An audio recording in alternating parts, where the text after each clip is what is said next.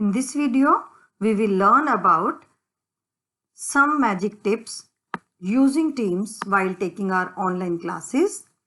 So for this, you have to click on participant icon. It will show you a list of participants. Click on again these three magical dots.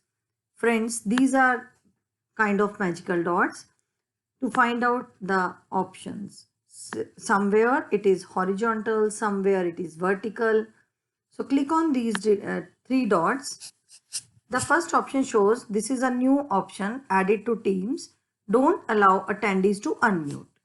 While taking our online classes, we feel this problem. Students, they unmute themselves and they create sometimes disturbance in the class. So this power comes in the hands of organizer. You can allow or you have power not to allow the attendees to unmute. For this, you can click this. If you click on don't allow button, it means now no one can unmute themselves. So in this way, you can control your classroom from the unwanted disturbances. Second is manage permission. So this is most of the time this is seen that teachers are taking class and just because of some students can't see the link in the calendar, they share the meeting link to join the class. So for this, students can also pass on the links, and sometimes students from outside or from the school also can join the meeting even if they are not the member of the team. So for this, my tip is, if when you click on manage permissions, you can select here who can bypass the lobby. You can select this only me. Now in this way, once the entire class has joined, you can again reset the option as only me.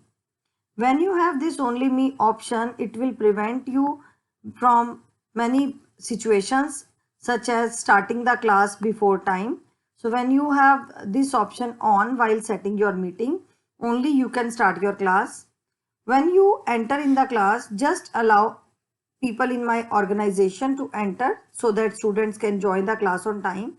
So after that, once you see all the students have joined, you can set the option only me. So this will prevent the late coming to the class, or sometimes students they leave the class in between and join just near the end of the class. So this will prevent this type of behavior of the student. So you can control the incoming and outgoing of your class. And here who can present, here you can have only me, and if you see you need to just make any other child presenter, at that time you can make the presenter. And third option is download attendance list. When you click on this button, this will allow you to download the Excel sheet of attendance. So these three tips are very important that I use in my classroom and very helpful for us.